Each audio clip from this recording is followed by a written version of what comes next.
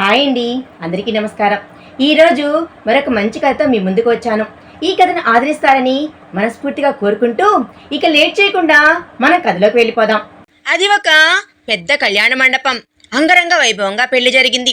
పెళ్ళైన వెంటనే క్రొత్త జంట అలా గుమ్మం ముందు నుంచొని ఉంటే పెళ్లి కొడుకు తల్లి హారతి పళ్ళెం తీసుకుని వచ్చి హారతి ఇచ్చి కొడుకు కోడల్ని పేర్లు చెప్పి లోపలికి రమ్మని అంటే పెళ్లి కొడుకు ముఖంలో కోపం, ఆవేశం ఇంకా చాలా రకాలైనటువంటి ఫీలింగ్స్ క్లియర్గా అతని ముఖం మీద కనిపిస్తూ ఉన్నాయి. ఆవిడ పేర్లు చెప్పమన్నప్పుడు అతను తల తిప్పేసుకుంటే ఆ పక్కనే ఉన్న కోడలతో అమ్మా నువ్వు పేర్లు చెప్పిరా అనేసరికి భర్త ఎందుకు పేర్లు చెప్పట్లేదో తెలియని ఆమె సరే ఇప్పుడు ఇక్కడ ఇంతమందిలో ఎందుకు అనవసరమైన విషయాలు అని నేను మాలతి నా భర్త ఆనంద్ కలిసి వచ్చాము అని చెప్పిన తర్వాత ఆ అమ్మాయితో సాంప్రదాయబద్ధంగా గృహప్రవేశం చేయించి లోపలికి తీసుకుని వచ్చి దీపం వెలిగించిన తర్వాత అక్కడి నుండి వెళ్ళి విశ్రాంతి తీసుకోమ్మా అని ఆ అమ్మాయి బ్యాగ్ ఆ అమ్మాయి కన్నా ముందే వాళ్ళ బెడ్రూమ్లోకి చేర్చబడింది. ఆ తర్వాత అలా పెళ్లి కూతురు మాలతి, పెళ్లి కొడుకు ఆనంద్ భార్యాభర్తలు వాళ్ళ గదిలోకి వెళ్ళారు. వెళ్ళిన తర్వాత అతని మెడలో ఉన్నటువంటి దుపట్టా కొంగుపుడి వేసింది తీసి ఆమె చేతిలో పెట్టి ఫ్రెష్ అవటానికి అన్నట్లు బట్టలు తీసుకుని వాష్రూమ్లోకి వెళ్ళిపోయాడు. ఇదేమి అర్థం కాని ఆ అమ్మాయి వేల చూపులు చూస్తూ అలా కూర్చుండిపోయింది. ఆ తర్వాత అతను కాసేపటికి ఫ్రెష్ అయి బయటకు వచ్చాడు. ఆ తర్వాత ఆమె కూడా ఫ్రెష్ అవడానికి వెళ్ళి తను తెచ్చుకున్న బట్టల్లో సాదా సీదాగా సింపుల్గా ఉన్న ఒక చూడీదార్ సెట్ని తీసి వేసుకొని అలానే కూర్చుంటే అతను మాలతి నీతో మాట్లాడాలి అని అన్నాడు. అతను అంటే చెప్పండి అనేసరికి అండి ఏం అక్కర్లేదు, నా పేరు ఆనంద్, నువ్వు ఆనంద్ అనే పిలువు అని అన్నాడు అతను. సరే చెప్పు అనేసరికి నీతో ఒక విషయం చెప్పాలి, నీకు నా గురించి నీకేం తెలుసు, వీళ్ళేం చెప్పారో ముందు అది చెప్పు అంటే మీరు చాలా మంచివారని తెలుసు, మీరు చాలా మంచి మనసు ఉన్నవారు అని తెలుసు, చూడటానికి బాగుంటారు అని తెలుసు, చదువుకున్నారని కూడా తెలుసు అనేసరికి ఇవన్నీ ఉంటే చాలా ఒక అమ్మాయి ఒక అబ్బాయిని పెళ్లి చేసుకోవడానికి, ఇంకేమీ అక్కర్లేదా మాలతి అనేసరికి భార్యాభర్తలు 100 ఏళ్ళు కలిసి కాపురం చేయడానికి ఉండాల్సింది డబ్బు, పరపతి, చదువు, ఉద్యోగం, రాబడి, వ్యాపారం ఇలాంటివి ఉంటే చాలు అని అంది ఆమె. ప్రేమ కూడా ఉండాలా అని అన్నాడు ఆనంద్. ఆ మాటలకి మాలతి కళ్ళెత్తి చూసి ఉండాలి, ప్రేమ లేకుండా భార్యాభర్తలు ఎలా అన్యోన్యంగా కలిసి ఉండగలుగుతారు ఆనంద్ అనేసరికి తలుపు దగ్గరకు వేసి వచ్చి ఆ అమ్మాయికి ఎదురుగా కూర్చొని అయితే ఆ ప్రేమ నేను నీకు ఇవ్వలేను ఆ మాట అనేసరికి ఆ అమ్మాయి అలానే చూసింది. నా మనసులో నువ్వు లేవు, నువ్వు ఉండవు, ఆ మనసు ఏనాడో వేరొకరు సొంతం, ఆ మనసు నిండా మరొకరి రూపం కూడా నిండి ఉంది అనేసరికి అర్థం కాలేదు ఆమెకి. అలా అంటూ ఉండగా చెప్పుకు రావడం మొదలుపెట్టాడు ఆనంద్. అమ్మ పేరు వందన, నువ్వు కింద చూసావు కదా, ఆయన పేరు సుందరం, ఆయన నా సొంత తండ్రి కాదు, స్టెప్ డాడీయే. మా అమ్మ ప్రెగ్నెంట్గా ఉన్నప్పుడు మా నాన్నగారి పేరు వెంకట్, ఆయన యాక్సిడెంట్లో చనిపోయారు. ఆ తర్వాత అమ్మ ఈ వివాహాన్ని చేసుకుంది. ఆ తర్వాత నేను పుట్టాను. నేను పుట్టిన తర్వాత మా అమ్మమ్మ తాతయ్య వీళ్ళిద్దరికీ అడ్డం అనుకున్నారో ఏమో, నన్ను ఇతను వద్దు అనుకుంటున్నాడు, దాంతో వాళ్ళకి ఇచ్చేశాడు. వాళ్ళు నన్ను తీసుకుని వెళ్ళి నాకు 5 సంవత్సరాల వయసు వచ్చే వరకు పెంచి అమ్మమ్మ తాతయ్య ఒక్కటే చెప్పారు, అతను నీ తండ్రి కాడు అని, అతనికి నువ్వంటే ఇష్టం లేదు అని, అతను మీ అమ్మని మాత్రమే పెళ్లి చేసుకున్నాడు అని, నువ్వు అతనికి మోయలేని బరువు భారానివి అని నిన్ను తీసుకెళ్ళిపోయి మా దగ్గరే ఉంచేసుకోమన్నాడు, అతనికి నిన్ను అక్కర్లేదు అన్నాడు అని, మీ నాన్న చనిపోయాడు అని ఇలా చెప్పి నన్ను 5 ఏళ్ల పిల్లాడి వరకు అమ్మమ్మ తాతయ్య పెంచిన తర్వాత అమ్మమ్మ తాతయ్య నన్ను ఉంచుకొని చదివిస్తాము అన్నా కూడా నాకు 5 ఏళ్ళు వయసు వచ్చింది, ఇంకా కార్పొరేట్ స్కూల్స్కి పంపించాలి, పెద్దవాడినయ్యాను అనే దాంతో అక్కడి నుండి బలవంతంగా నేను అమ్మమ్మ తాతయ్యతోనే ఉంటానని చెప్పినా కూడా ఆయన అంటే నాకు అస్సలు ఇష్టం లేదు. ఏ రోజు నేను ఆయన్ని ఫాదర్గా యాక్సెప్ట్ చేసిందే లేదు. అతన్ని నాన్న అని పిలవాలి అన్నా నా నోరు తెరిపడదు. ఏదో ఇక ఎప్పుడో తప్పదు అన్నప్పుడు తప్ప ఆ పిలుపు కూడా నా నోటి నుండి రానే రాదు. నన్ను బలవంతంగా అమ్మమ్మ తాతయ్య దగ్గర నుంచి తీసుకుని వచ్చి ఇక్కడ స్కూల్లో వేసేశారు. ఇక ఆ తర్వాత అమ్మమ్మ తాతయ్య దగ్గరికి హాలిడేస్లో వెళ్తాను అని మారం చేసినా నన్ను పంపించేవాళ్లే కాదు. అప్పుడప్పుడు అమ్మమ్మ తాతయ్య ఇక్కడికి వచ్చినప్పుడు అతనికి లోపం ఉందట, పిల్లలు పుట్టరు అంట. దాంతోనే ఇక తప్పదు కదా, మీ అమ్మ ముఖం చూసి నిన్ను ఇంట్లో ఉండనిచ్చాడు. అతను ఇక నిన్ను కూడా మీ అమ్మ కొడుకు కాబట్టి ఇంట్లో ఇక ఇలా పెరగనిస్తున్నాడు. తప్పదు కదా, అందుకే నీ మీద పెత్తనాలు కూడా చేస్తున్నాడు. నీకు రిస్ట్రిక్షన్స్ పెట్టి నిన్ను అతను బలవంతంగా కరాఖండిగా అతని క్రమశిక్షణల పేరుతో కఠినమైన శిక్షలు విధిస్తూ పెంచాలి అనుకుంటున్నాడు అని చెప్పారు అమ్మమ్మ తాతయ్య. ఆ తర్వాత నేను గమనిస్తూ పోయింది ఏంటి అంటే, చిన్నప్పటి నుంచి నా విషయంలో ప్రతిదీ స్ట్రిక్ట్గా ఫ్రెండ్స్తో కలిస్తే నేను స్కూల్ బస్సుల్లో వెళ్తాను అంటే కాదు అని కారులో డ్రైవర్ తీసుకుని వెళ్తాడు నన్ను స్కూల్ దగ్గరికి. నాకు ఆయన రావటం ఇష్టం లేకపోయినా స్పోర్ట్స్ మీటింగులకి, పేరెంట్ మీటింగులకి అన్నింటికి ఆయనే ఏదో నా కన్న తండ్రి అయినట్లు తగుదునమ్మా అనుకుంటూ వచ్చేశాడు. నా ప్రతి విషయంలో ఆయన ఇన్వాల్వ్మెంట్ ఉంటుంది. నేను ఏం తినాలి, ఎప్పుడు లేవాలి, నేను స్విమ్మింగ్ నేర్చుకోవాలా, స్కేటింగ్ నేర్చుకోవాలా, గిటార్ నేర్చుకోవాలా, పియానో నేర్చుకోవాలా, డాన్స్ నేర్చుకోవాలా, చెస్ నేర్చుకోవాలా, ఇలా ప్రతిదీ ఆయనే నిర్ణయిస్తాడు. నేను ఎవరితో ఫ్రెండ్షిప్ చేస్తున్నానో నేనేమి పెద్ద చదువర్ని కాదు. నన్నెప్పుడు ఫస్ట్ ర్యాంక్ లో నేనేమి టాపర్ గా వరించి తెచ్చింది లేదు. నేనే రోజు స్పోర్ట్స్ లో కూడా ఫస్ట్ ప్రైజ్లు ఏమీ తెచ్చిందే లేదు. అయినప్పటికీ కూడా నేను అన్నింట్లో పార్టిసిపేట్ చేయాలి. అయినప్పటికీ కూడా నా ఎఫర్ట్స్ అన్ని పెట్టి చదవాలి. ఇక నా ఇష్టాలన్నీ తీసి పక్కన పెడితే ప్రతిదీ కూడా ఆయన నచ్చినట్లే చేయాలి. టీనేజ్కి వచ్చిన దగ్గర నుంచి మరి నా విషయంలో ఆయన క్రమశిక్షణ ఇంకా ఎక్కువైపోయింది. నేను ఎక్కడికి వెళ్ళినా ఆయనకు తెలిసిపోద్ది. సైకిల్ నేర్చుకుంటే కింద పడరా, అయ్యా అలాంటిది కింద పడకుండానే సైకిల్ నేర్చేసుకున్నాను నేను. ఆ తర్వాత బైక్ విషయము అంతే, కారు విషయము అంతే. ఏంటో నా లైఫ్లో ఏది నాకు నచ్చినట్లే ఉండదు. నా లైఫ్లో ఏది నాకు కావాలి అన్నట్లు నా ఫ్రీడమ్, నా స్వేచ్ఛ నాకు ఇచ్చి నా బ్రతుకు నన్ను బ్రతికనివ్వరు. ఆయన ఏదైనా ఉంటే నువ్వు ఇలా చేయాలి అని గట్టిగా చెప్తే నాకు కోపం వస్తుంది, ఆవేశం వచ్చుద్ది. అమ్మ వైపు చూస్తే సైలెంట్గా ఏమీ మాట్లాడకుండా నిమ్మకు నీరెత్తినట్లు బండరాయిలాగా నిలబడి ఉంటుంది. అసలు ఎందుకు ఇలా ఉంటుందో నాకు అర్థమే కాదు. ఆ తర్వాత 10th క్లాస్ అయిపోయింది, ఇంటర్ అయిపోయింది. ఆ తర్వాత ఒక పెద్ద ఇంజనీరింగ్ కాలేజీలో ఆయన ఇష్ట ప్రకారమే తీసుకుని వెళ్ళి అక్కడే పడేశాడు. ఆ కాలేజీకి వెళ్ళిన ఫస్ట్ డే స్పోర్ట్స్ బైక్ మీద వెళ్ళాను. 35 లక్షలు నా బైక్ రేటు. ఏదో ఇక ఆ రోజుల్లో అలా జరిగిపోయింది.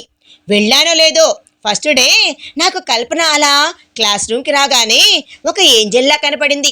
ఇంట్లో నాకు ప్రేమ కొరత, ఆప్యాయత కొరత, అనురాగం కొరత. నా వరకు నాకే ప్రేమించే అమ్మాయి కావాలి అని అనుకోకుండా తనతో ఒక మంచి పరిచయం. ఆ పరిచయం స్నేహంగా మారింది. తను చూడటానికి బాగుంటది అని ఫోటో కూడా చూపించాడు. ఆ తర్వాత తను చాలా సాఫ్ట్ స్పోకెన్, తను టాపర్, చాలా బాగా చదువుద్ది. అలాగని నేను చదవనని నన్ను కించపరచదు. తను స్పోర్ట్స్లో కూడా చాలా యాక్టివ్గా పార్టిసిపేట్ చేస్తుంది. డాన్సుల్లో అన్నింట్లో ఉంటుంది. కానీ నేను వేటిల్లో అంత యాక్టివ్గా లేకపోయినా నేను ఎందులో డల్ అని నన్ను అసలు తను విమర్శించదు. ఇద్దరి మధ్య ఆ స్నేహం, ఆ పరిచయం అలా అలా పెరుగుతూ పోయింది. సెక్స్ వరకు వెళ్ళేంత. ఈయన ఏ రోజు ఇవ్వడు కాబట్టి అంత దూరాలు వెళ్ళలేదు. కానీ కాలేజీ టైం అయిపోగానే ఇంటి దగ్గరే ఉండాలి, లేకపోతే ఎక్కడికి వెళ్ళానా అని నా కోసం మనుషులు వచ్చేస్తారు, ఒక 20 మంది. ఆ తర్వాత వెనకాల ఈయన వెతుక్కుంటూ వచ్చేస్తాడు. కాబట్టి అలా కాలేజీ డుమ్ము కొట్టి సినిమాలకు వెళ్ళటమో, లేదంటే కాలేజీ మానేసి బైక్ రైడ్లకు వెళ్ళటమో, అలా వెళ్ళినప్పుడు ముద్దులు, హగ్గులు అవన్నీ లేవని నీకు అబద్ధం చెప్పను. అలా ప్రేమించుకోవడం మొదలుపెట్టి నేను ప్రపోజ్ చేసి, తను నాకు ప్రపోజ్ చేసి యాక్సెప్టెన్స్ ఇచ్చుకున్నాకే మా లవ్ అలా కొనసాగుతూ వెళ్ళిపోతుంది. నేను ఎంతగా ప్రేమించాను అంటే మాటల్లో చెప్పలేను. ఒక మగాడు ఒక ఆడదాన్ని అసలు అంత ప్రేమిస్తాడా అన్నట్లు తన పికప్పులు నావే, డ్రాపింగ్లు నావే, తన బర్త్డే సెలబ్రేషన్లు నావే, తన ప్రతి విషయంలో కూడా తన కోసం ఇది చేసి ఇది చేయలేదు అన్నట్లు చాలా చేశాను. చాలా లవ్ కూడా చేశాను. అంత దాంట్లో ఇలా కాలచక్ర ప్రవాహంలో నేను తన్ని ప్రేమిస్తూనే రోజులు నెలలుగా సంవత్సరాలుగా గడిచిపోతూ పీజీ వరకు 6 సంవత్సరాల ప్రేమ కంప్లీట్ అయిపోయింది మాది. ఆ తర్వాత పెళ్లి చేసుకోవాలి అనుకున్నాము. నాకేమీ ఈయన ఆస్తిపాస్తుల మీద, ఈయన వ్యాపారం మీద ఎలాంటి ఆశ కోరిక లేదు. ఆయన పెట్టుకున్న ఏడి ఇండస్ట్రీస్ అది ఆయనదే. మా నాన్నేమి కోటేశ్వరుడు కాదు, మా నాన్నేమి స్థితిమంతుడు కాదు. నాకు ఆయన నుంచి వచ్చిందే ఏమీ లేదు. ఉద్యోగం చేసుకొని నా బ్రతుకు నేను బ్రతకగలను. నేను చదువుకున్న పీజీకి అని నాకు అసలు ఈయన దగ్గర ఉద్యోగానికి వెళ్ళడానికి కూడా ఇష్టమే లేదు. దాంతోనే కల్పన, నేను మా ఇంట్లో చెప్తాను, నువ్వు మీ ఇంట్లో చెప్పు అని అడిగితే నేను ఎవరికి చెప్పక్కర్లేదు, నీకు తెలుసు కదా అతనేమి నా ఓన్ ఫాదర్ కాదు అని చెప్పి తన దగ్గర ఏమీ దాచలేదు మాలతి. ఉన్నది మొత్తం మమ్మీ డాడీ గురించి కూడా చెప్పుకున్నాను నేను. ఆ తర్వాత కానీ నేనైతే మా నాన్నకు చెప్పాలి ఆనంద్ అని చెప్పి తను చెప్పడానికి అని వెళ్ళింది. వెళ్ళిన తర్వాత తన దగ్గర నుంచి ఫోన్ కాల్స్ రావటమే లేదు. నేను ఫోన్ చేస్తే ఒకరోజు ఫోన్ ఎత్తి, ఒకసారి నువ్వు వచ్చి మాట్లాడరాదా మా నాన్నతో అనేసరికి సరేనని చెప్పి నేను రెడీ అయ్యి వాళ్ళ ఇంటి దగ్గరికి వెళ్ళాను. వెళ్ళగానే కల్పన వాళ్ళ నాన్న, మీ క్యాస్ట్ ఏంటి అని మొదలుపెట్టాడు ఆయన. కల్పన వాళ్ళ క్యాస్ట్ ఇది, మా క్యాస్ట్ ఇది అంటే మనిద్దరి క్యాస్ట్ ఒకటే కదా అనేసరికి మా క్యాస్ట్ అది కాదు ఇది అని చెప్పింది మాలతి. ఓహో అంటే సుందరం గారి క్యాస్ట్ మీ క్యాస్ట్, ఆయన క్యాస్ట్ లో అమ్మాయినే వెతికి చేశాడా అని అలా అమ్మాయి వైపు చూసి, అదే మీ క్యాస్ట్ కి దగ్గరలోదే కల్పన, వాళ్ళ క్యాస్ట్ కూడా. దాంతో వాళ్ళ నాన్న వెళ్ళి కూర్చుంటే ఏ వ్యక్తి అయినా తన పుట్టిన కులాన్ని మార్చుకోగలడా? మార్చుకోలేడు కదా. ముందు మొదలు పెట్టడమే కులం దగ్గర మొదలుపెట్టి మీకు మాకు ఎంత అంతరం ఉంది, నక్కకి నాకు లోగానికి ఉన్నంత తేడా ఉంది. మీ కులంలో వాళ్ళకి మా అమ్మాయినిచ్చి ఎలా చేస్తాము? రేపొద్దున మేం 10 మందిలో తలెత్తుకోవద్దా? మేము ఏమని తలెత్తుకోగలుగుతాం నీకు ఇచ్చి చేస్తే అంటే? నేను ఎంత కన్వీనింగ్ గా చెప్పినా కల్పనకి 2 అన్నయ్యలు ఉన్నారు. మొదపట ఏనుగుల్లాగా ఉంటాడు ఒక్కొక్కడు. మా అమ్మని ఏమన్నా అన్నా సరే నేనే అనుకోవాలి. వాళ్ళంటే నేనెలా ఊరుకుంటాను? నా పేరెంట్స్ కదా. ఎంతైనా సరే అవుననుకున్నా కాదనుకున్నా ఆ విషయంలో నాకొక పరుగు అనేది ఏడుస్తుంది. మా అమ్మను పట్టుకొని ఇష్టం వచ్చినట్లు నీ అమ్మ దిగజారిపోయిన ఆడది, కాకపోతే నీ బాబు కడుపు చేసి చేస్తే కడుపుతో ఉన్నానని కూడా మర్చిపోయి సిగ్గులజ్జ పక్కన పెట్టి ఒక వేశ్యలా వెలయాల్లా వాడిని పెళ్లి చేసుకోవడం ఏంటి? అయినా ఇప్పుడు నువ్వు వాడి కొడుకువా లేక నీ బాబు కొడుకువా అని చెప్పి మా అమ్మని గురించి అతని గురించి చాలా మాట్లాడితే కోపం వచ్చి నేను కల్పన వాళ్ళ నాన్న కాలర్ పట్టుకుంటే కల్పన వాళ్ళ అన్నయ్యలు చాలా పచ్చిబూతులు అబ్యూస్ లాంగ్వేజ్ మాట్లాడుతూ ఉన్నారు. ఆ తర్వాత వాళ్ళు నా మీదకి వచ్చేసరికి అలా కొట్టుకొని గొడవ అయ్యింది. గొడవ అయ్యేసరికి నేను బంధం తెగిపోయింది అనుకొని వస్తూ ఉండగా పరుగులు పెట్టుకుంటూ వాళ్ళ సందు చివరికి కల్పన వచ్చి, ఆనంద్ ఏంట్రా ఇదంతా, నువ్వు వచ్చిందేంటి, ఇక్కడ చేసింది ఏంటి అంటే ఏం చేయమంటావు అనేసరికి, సరే మా వాళ్ళ అన్న మాటల్లో ఎంతో కొంత నిజం లేకపోలేదులే అంటే అన్నారు. నువ్వు బాధపడకు, ముందు నువ్వు వెళ్ళి పెద్దవాళ్ళనైనా వచ్చి మాట్లాడమను ఆనంద్ అనేసరికి, అసలు అది నా రూల్స్కే అగెనెస్ట్. నేను ఆయన అడగటమా, ఆయన మా అమ్మని తీసుకుని వెళ్ళటం అనేది నాకు నచ్చని కాన్సెప్ట్. అయినా సరే నేను కల్పనని ప్రాణం కన్నా ఎక్కువగా ప్రేమించాను కాబట్టి మనసు చంపుకొని ఇంటికి వచ్చి జరిగిన విషయం మొత్తం చెప్పాను. ఒక అరగంట మౌనం. ఆ తర్వాత ఏమనుకున్నాడో ఏంటో. సరేనని అమ్మని బయలుదేరమని చెప్పి నేను వస్తాను అంటే, నువ్వు వెళ్ళి ఇప్పుడు మోసుకొచ్చింది చాలు ఆనంద్, నువ్వు ఇంక ఏమీ రావాల్సిన అవసరమే లేదు, పెద్దవాళ్ళం మేము మాట్లాడుకుంటాము అని చెప్పి అమ్మని తీసుకుని ఆయన వెళ్ళాడు. వెళ్ళిన తర్వాత అక్కడ కల్పన వాళ్ళ నాన్న కులం గురించి తీసి పక్కన పెడితే కులాన్ని అవమానించి అవహేళన చేసి మాట్లాడాడు. ఆ తర్వాత నాకు మా నాన్న క్యాస్టే వేశారు, మా అమ్మమ్మ తాతయ్య క్యాస్ట్ సర్టిఫికేట్లు తీసేసుకున్నారు. సుందరం మార్చి ఆయన క్యాస్ట్ వేయిద్దామని అనుకోవడానికి కూడా లేకుండా చేశారు. అక్కడికి వచ్చిన టాపిక్ ఆ తర్వాత మాట పెరిగి మా అమ్మని వాళ్ళు ఏదో అనడం, ఇతను సీరియస్ అవ్వడం, ఆ తర్వాత ఇతను కల్పన వాళ్ళ నాన్న మీద చేయి చేసుకొని గొడవ పడటం, ఆ గొడవ పెద్దదయ్యి అలా మా రిలేషన్షిప్ కి బ్రేక్ అయిపోయింది. వీళ్ళు ఇంటికి వచ్చేసారు. నువ్వు ప్రేమించిన అమ్మాయే కరెక్ట్ పర్సనే అయితే మేము కాదు అనము. మనం ఎవరినైతే ప్రేమిస్తామో వాళ్ళు మాత్రమే కాదు, వాళ్ళ కుటుంబం కూడా ఇంపార్టెంట్ మనకి.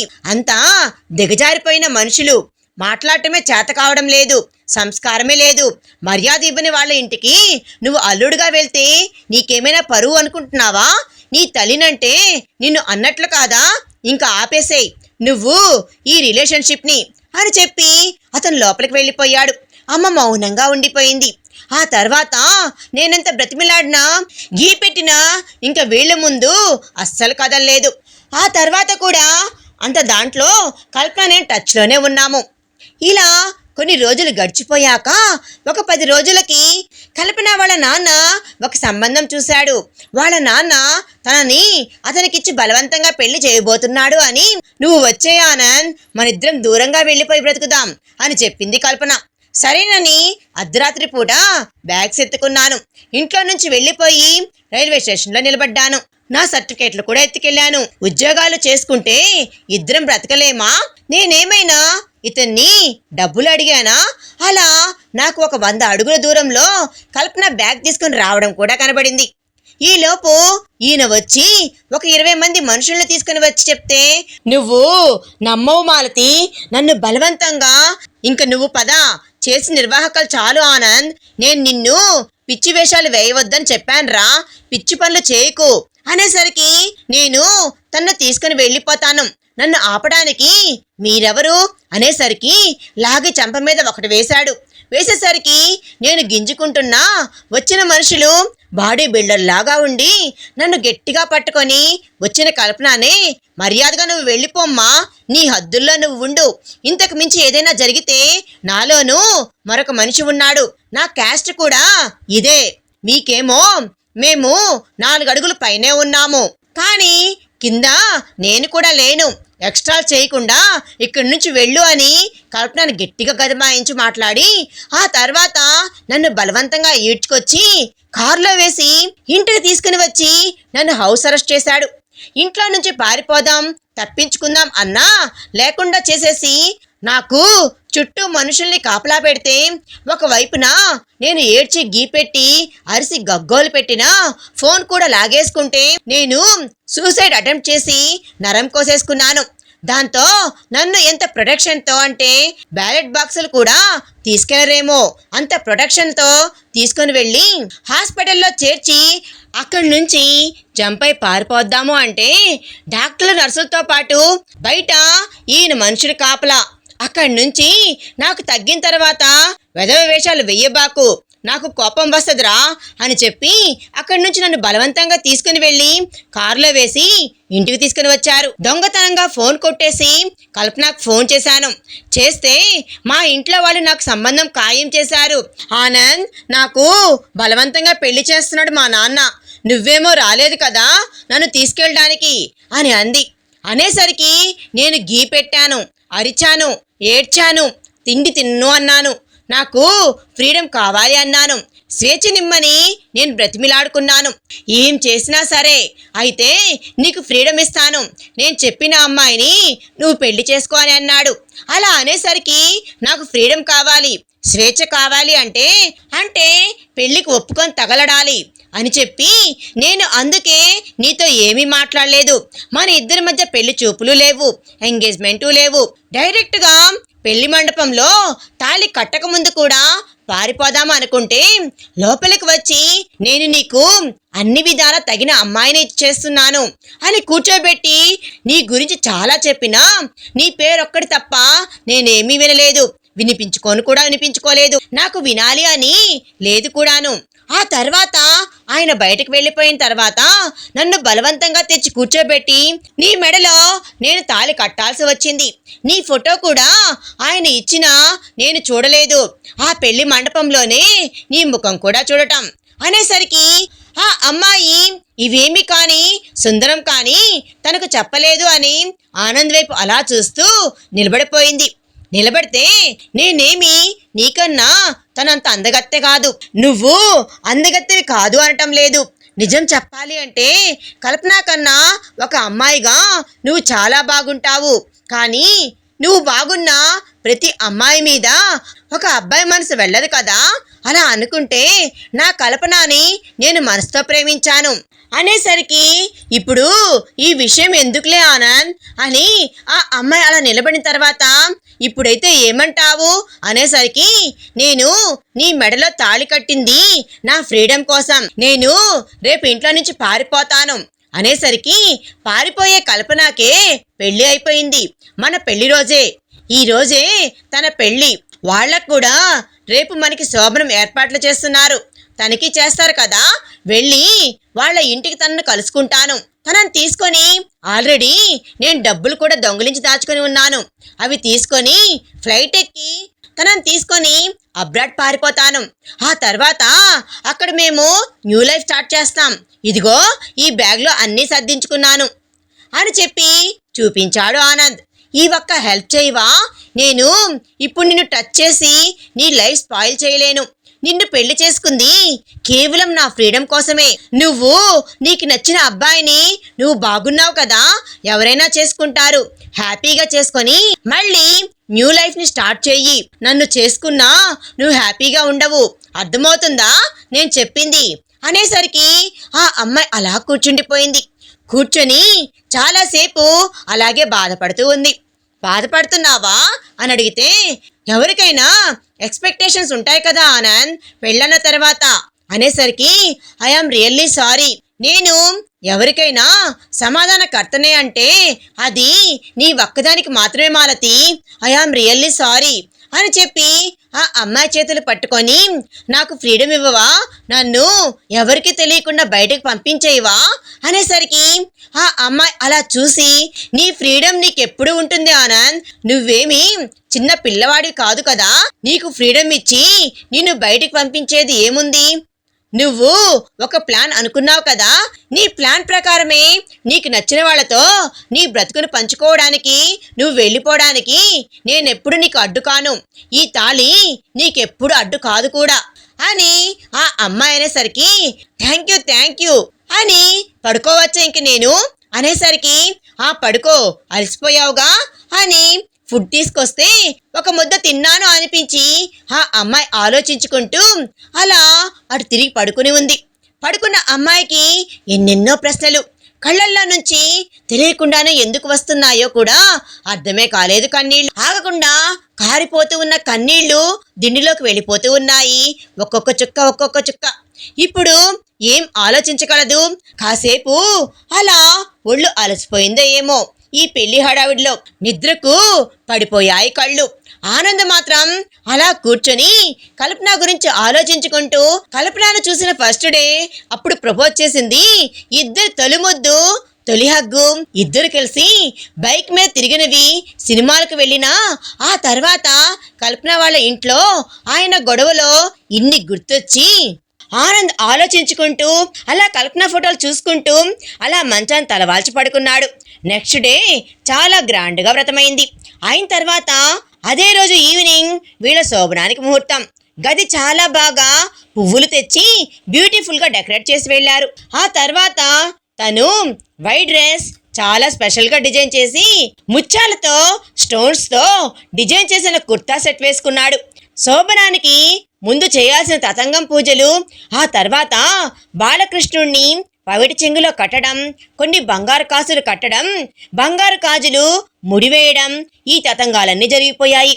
ఆ తర్వాత ఆ అమ్మాయిని తీసుకుని వెళ్ళి చాలా అందంగా అసలు ఆకాశం నుంచి అప్సరస్ దిగివచ్చిందేమో అన్నంత అద్భుతంగా సిద్ధంగా చేయించింది అత్త. చాలా స్పెషల్గా ఉన్న డైమండ్స్ని దట్టంగా పళ్ళంతా డైమండ్స్ నింపింది. కాళ్లకు పెట్టిన పట్టీలతో సహా మెట్లతో సహా కోడల కోసం కాళ్ళ గొలుసులు, నడుం గొలుసులు, నడుముకు పెట్టిన వజ్రాల వడ్రాణం, మొత్తం ఆ అమ్మాయి ఒంటి మీద దిగేసిన నగల ఖరీదు దాదాపు ఇంచుమించు 5 కోట్ల రూపాయల పైమాటే ఉంటుంది అని అక్కడ నిలబడ్డ వాళ్ళు చెప్పుకుంటూ ఆ అమ్మాయికి ఖరీదైన లక్షల ఖరీదైన చీర కట్టి సిద్ధం చేయించి బంగారు గ్లాసులో పాలు పోసి పాల గ్లాస్ చేతికి ఇచ్చి కిందకు వచ్చిన వాళ్ళంతా ఎవరి దారిన వాళ్ళు వెళ్ళిపోయాక ఆవిడే తీసుకుని వెళ్ళమ్మా అని చెప్పి అలా కిందకు వచ్చాక పైన కొత్తగా పెళ్ళైన జంట శబ్దాలవి వస్తూ ఉంటాయని వింటూ ఉండే లేఖీ రకాలే కాదు వాళ్ళు. ఆయన ఆవిడ వాళ్ళ గదిలోకి వెళ్ళి డోర్స్ క్లోజ్ చేసుకుని ఉన్నారు. ఆ తర్వాత బయట కాపలా ఉన్న జనాలు ఇటు ఆనంద్ దెబ్బకి వాళ్ళు దాదాపు 1 నెల నుంచి మనశ్శాంతి ప్రశాంతత కూడా లేకుండా సెక్యూరిటీలు తాతయ్యలతో సహా అలసిపోయి విసిగి వేసారిపోయి అలా ఆ అమ్మాయిని గదిలోకి పంపించడం చూసిన వాళ్ళు ఒక ముద్ద తిందాము అని అప్పుడు తిని అలా కూర్చున్నారు. అటు ఇటు తిరుగుతూ ఈ లోపలికి వచ్చిన మాలతిని అలా చూశాడు ఆనంద్. చూస్తే ఆ అమ్మాయి లోపలికి వచ్చి ఆ బంగారు పాల గ్లాస్ పక్కన పెట్టి నిలబడింది మాలతి. ఒక విషయం చెప్పనా నీకు అంటే ఏంటబ్బా అంటే నువ్వు చాలా చాలా అందంగా ఉన్నావు. నిన్ను పెళ్లి చేసుకునేవాడు ఎవడో కానీ చాలా లక్కీ పర్సన్.